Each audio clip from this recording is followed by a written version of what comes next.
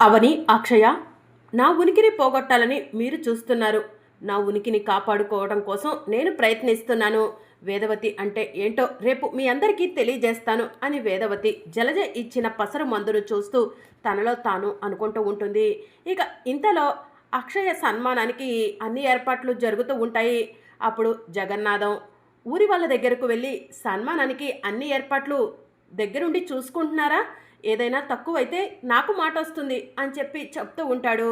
జగన్నాథం గారు, అన్ని ఏర్పాట్లు చేస్తున్నాము. ఫ్లెక్సీలు తీసుకురావటానికి గోవిందుడు కూడా వెళ్ళాడు. కాసేపట్లో అవి కూడా వస్తాయి, మీరు కంగారు పడకండి అని చెప్పి ఊరి వాళ్ళు జగన్నాథానికి చెప్తూ ఉంటారు. అది కాదయ్యా, వేదవతి గారు వాళ్ళు బయలుదేరారనుకుంటాను. ఈలోగా మనం అన్ని ఏర్పాట్లు చేసుకోవాలి. వాళ్ళు సన్మానానికని ఇక్కడికి వచ్చి కూర్చున్న తర్వాత అది లేదు ఇది లేదు అంటే బాగుండదు కదా అని జగన్నాథం చెప్తూ ఉంటాడు. అంతా మేము దగ్గరుండి చూసుకుంటాము అని చెప్పి పల్లెటూరి ప్రజలు జగన్నాథానికి చెప్తూ ఉంటారు. ఇక మరోవైపు వేదవతి కిచెన్లోకి వెళ్తుంది. జలజ ఇచ్చిన పసరు మందును చూస్తూ, ఈ పసరు మందు ఆ పిల్ల తినే ఆహారంలో కానీ నీళ్ళల్లో కానీ పాలల్లో కానీ కలిపి ఆ పిల్లకు తిని పెడితే ఆ పిల్ల కాసేపటి తరువాత పిచ్చి పిచ్చిగా మాట్లాడటం మొదలు పెడుతుంది అని జలజ చెప్పిన మాటలను వేదవతి గుర్తు చేసుకుంటూ ఉంటుంది. అప్పుడే నిహారిక, వసంత అత్తయ్య అనుకుంటూ కిచెన్లోకి వస్తారు. వేదవతి నిహారిక వాళ్ళని చూసి కంగారు పడుతూ ఉంటే, మేమెళ్ళమ్మా, కంగారు పడకు అని చెప్పి వసంత చెప్తూ ఉంటుంది. అత్తయ్య ఏం చేస్తున్నారు? ఆ పసరు మందుని ఆ అక్షయ్కు తినపెట్టాలి కదా ఈ పాటికే అని చెప్పి నిహారిక అంటూ ఉంటుంది. చిన్నపిల్లల విషయంలో ఇలాంటివి చేయటానికి నా మనసు అంగీకరించట్లేదు నిహారిక అని వేదవతి చెప్తూ ఉంటుంది. అమ్మా, నువ్వు ఇలానే ఆలోచిస్తే ఆ అక్షయ నీ నెత్తిన కూర్చునేలా ఉంది అని చెప్పి వసంత చెప్తూ ఉంటుంది. అమ్మా, ఆ అక్షయ్కు పసరం మందు కలిపి ఇవ్వటానికి అని చెప్పి ఆల్రెడీ పాయసం చేశానమ్మా, పాయసంలో ఆ పసరు మందు కలుపు అని చెప్పి వసంత చెప్తూ ఉంటుంది. నా వల్ల కావట్లేదు అని చెప్పి వేదవతి చెప్తూ ఉంటుంది. మీ వల్ల కాదులే కానీ ఇలా ఇవ్వండి, ఆ పసరు మందుని నేను కలుపుతాను. వసంత గారు, మీరు పాయసాన్ని బౌల్స్లో పెట్టండి అని చెప్పి నిహారిక చెప్తూ ఉంటుంది. ఇక వసంత పాయసాన్ని బౌల్స్లో పెడుతూ ఉంటే నిహారిక పసరు మందుని ఒక బౌల్లో కలుపుతుంది. నిహారిక, పసరు మందు కలపడం పూర్తయిపోయింది కాబట్టి నీ చేతులతో తీసుకెళ్ళి అందరికీ పాయసాన్ని ఇవ్వు అని చెప్పి వసంత చెప్తూ ఉంటుంది. నేను కనుక పాయసాన్ని తీసుకెళ్ళి ఇచ్చానే అనుకో, అక్కడ ఉన్న వాళ్ళందరికీ కూడా లేనిపోని అనుమానాలు వస్తాయి. ఆ అవని అయితే ముఖ్యంగా నా పైన అనుమాన పడటానికి సిద్ధంగా ఉంటుంది. అందుకే ఈ పాయసాన్ని నేను తీసుకెళ్ళి ఇవ్వటం కాదు, అత్తయ్య తీసుకెళ్ళి ఇస్తేనే ఎవరికి ఎలాంటి అనుమానం రాదు. అత్తయ్య ఇదిగోండి, ఈ ట్రే తీసుకొని అక్కడికి వెళ్ళండి అని చెప్పి నిహారిక చెప్తూ ఉంటుంది. వేదవతి చేతులు వణుకుతూ ఉంటాయి. ఏం కాదమ్మా, వెళ్ళు. ఇప్పుడు నువ్వు ఆ అక్షయ్ గురించి మంచిగా ఆలోచిస్తే నీకే రేపు ఇబ్బందమ్మా అని చెప్పి వసంత చెప్తూ ఉంటుంది. ఇక వేదవతి హాల్లోకి వెళ్తుంది. అమ్మా ఏంటది అని చెప్పి కృష్ణబాబు అడుగుతూ ఉంటాడు. పాయసం కృష్ణ అని చెప్పి వేదవతి చెప్తూ ఉంటుంది. ఇప్పుడు పాయసం ఎందుకు చేసావు వేద అని ప్రసాదరావు అంటాడు. ఇక వేదవతి కంగారు పడుతూ ఉంటుంది. నిహారిక, వసంత చాటుగా ఉండి ఇదంతా చూస్తూ ఉంటారు. నాన్న అడుగుతుంది, నిన్నేనమ్మా, ఇప్పుడెందుకు పాయసం చేశావు అని శ్రీకర్ అంటూ ఉంటాడు. వేదవతి ఏం మాట్లాడకుండా కంగారు పడుతూ ఉంటుంది. ఏంటత్తయ్య ఏం మాట్లాడట్లేదు? అక్షయ్కు సన్మానం అని నోరు తీపి చేసుకుంటే మంచిదని మీరే దగ్గరుండి పాయసం చేశారు కదా, ఆ విషయం చెప్పకుండా ఎందుకు కంగారు పడుతున్నారు అని చెప్పి నిహారిక అడుగుతూ ఉంటుంది. ఏది పాయసం ఇలా ఇవ్వమ్మా అని చెప్పి కృష్ణబాబు అంటాడు. ఇక వేదవతి పాయసాన్ని కృష్ణబాబుకి ఇస్తుంది. ఇక అక్కడ ఉన్న అందరికీ ఇచ్చిన తర్వాత పెద్దిరాజుకి పాయసం ఇవ్వబోతూ ఉండగా పెద్దిరాజు, ఒక్క నిమిషం అత్తయ్య గారు, నాకు ఇచ్చిన బౌల్లో కొంచెం పాయసం మాత్రమే ఉంది, నాకు ఎక్కువ పాయసం కావాలి అని చెప్పి పెద్దిరాజు అక్షయ్కు పసరు మందు కలిపిన పాయసం బౌల్ని పెద్దిరాజు తీసుకుంటాడు. వసంత గారు, త్వరగా ఏదో ఒకటి చేయండి, పెద్దిరాజు గారు పసరు మందు కలిపిన పాయసాన్ని తీసుకున్నారు అని చెప్పి నిహారిక అంటుంది. ఇక పెద్దిరాజు నోట్లో పెట్టుకోబోతూ ఉండగా, ఏమయ్యా ఏంటయ్యా అని చెప్పి వసంత అంటూ ఉంటుంది. ఏమైందే, ఎందుకు అలా అరుస్తున్నావు అని చెప్పి పెద్దిరాజు అంటూ ఉంటాడు. అమ్మ ఎంతో ప్రేమగా మీ చేతికి ఇచ్చిన బౌల్ని కాదని వేరొక బౌల్ ఎలా తీసుకుంటారు? అమ్మ బాధపడదా? ఆ పాయసం గిన్నె అక్కడ పెట్టు, నీకు ఇచ్చిన పాయసం గిన్నెను తీసుకో అని చెప్పి వసంత చెప్తూ ఉంటుంది. ఇక పెద్దిరాజు వసంత చెప్పిన విధంగానే పాయసం బౌల్ అక్కడ పెట్టి తనకిచ్చిన పాయసం బౌల్ని తీసుకుంటాడు. అమ్మకు సారీ చెప్పయ్యా అని వసంత చెప్తూ ఉంటుంది. అత్తయ్య గారు సారీ, క్షమించండి అని చెప్పి పెద్దిరాజు చెప్తూ ఉంటాడు. అవుని, అక్షయ్లు ఎక్కడా అని వేదవతి అడుగుతూ ఉంటుంది. కూతురికి ఈరోజు సన్మానం కదా అత్తయ్య గారు, అందుకే అందంగా ముస్తాబు చేస్తున్నట్టుంది, వస్తారులే అని చెప్పి పెద్దరాజు చెప్తూ ఉంటాడు. ఇక అప్పుడే అవని అక్షయ్ని తీసుకొని రూమ్లో నుంచి బయటకు వస్తూ ఉంటుంది. అక్షయ్ను చూసిన నిహారిక, కృష్ణబాబు, వసంత కోపంగా అక్షయ్ వైపు చూస్తూ ఉంటారు.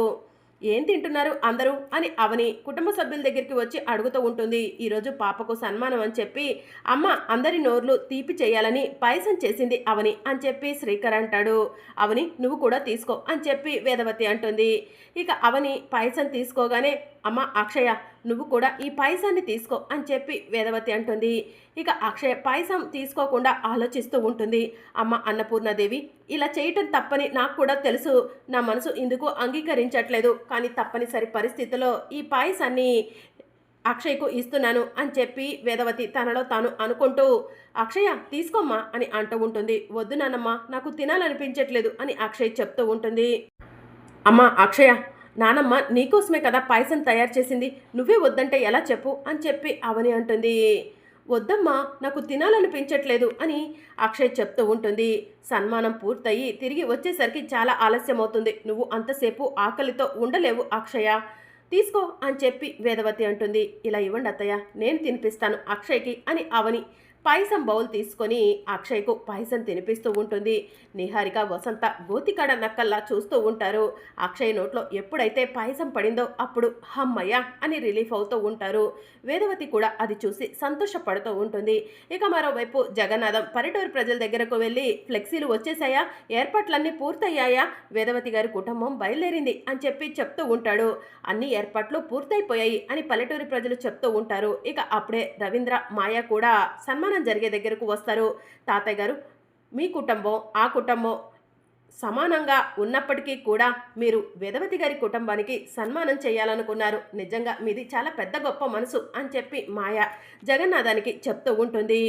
ఈరోజు ఊరు ఇంత సంతోషంగా ఉందంటే దానికి కారణం ఆ కుటుంబమేనమ్మా, అందుకే ఆ కుటుంబానికి సన్మానం చేయాలనుకుంటున్నాను అని జగన్నాథన్ చెప్తూ ఉంటాడు. ఇక మాయ అటు ఇటు చూస్తూ ఉండగా మాయ సుపారీ ఇచ్చిన రౌడీ పల్లెటూరులో దిగుతాడు. మాయ ఆ రౌడీని చూస్తుంది. రవీంద్ర నేను ఫోన్ మాట్లాడి వస్తాను అని మాయ పక్కకు వెళ్తుంది. మాయ సుపారీ ఇచ్చిన రౌడీ దగ్గరకు వెళ్తుంది. వచ్చామా పని పూర్తి చేశామా వెళ్ళామా అన్నట్టు ఉండు, నీకు ఇవ్వాల్సిన డబ్బు నీ అకౌంట్లో పడుతుంది, అంతేకాని ఆ అక్షయ్ను షూట్ చేసిన తర్వాత నువ్వు నా దగ్గరకు వచ్చి కలిసి మాట్లాడాలి అనుకుంటే ఆ అవనికి లేనిపోని అనుమానం వస్తుంది అని మాయ రౌడీకి చెప్తూ ఉంటుంది. మేడం మీరు నాకు పంపించింది ఆఫ్టర్ ఆల్ చిన్నపిల్ల, దానికోసం ఇంత కంగారు పడుతున్నారేంటి అని రౌడీ అడుగుతూ ఉంటాడు. దాని దగ్గర మంత్రశక్తులు ఉన్నాయి, అమ్మవారి అండ ఉంది, ఆ పిల్లను ఏమీ చేయలేము, అందుకే ఇంతలా కంగారు పడుతున్నాను, ఆ పిల్ల చావటం వల్ల నాకు చాలానే మంచి జరుగుతుంది అని చెప్పి మాయ రౌడీకి చెప్తూ ఉంటుంది. సరే మేడం పని పూర్తి చేసుకొని వెళ్ళిపోతాను, డోంట్ వరీ అంటూ రౌడీ అక్కడి నుంచి వెళ్ళిపోతాడు.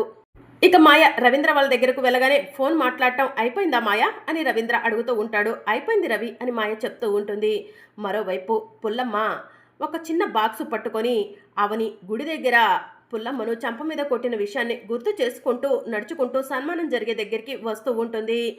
అవని నా చంపపైనే కొట్టావు కదా, నీ బ్రతుకు పైన కొడతాను చూస్తూ ఉండు అని పుల్లమ్మ తనలో తాను అనుకుంటూ సన్మానం జరిగే దగ్గరికి వస్తూ ఉంటుంది.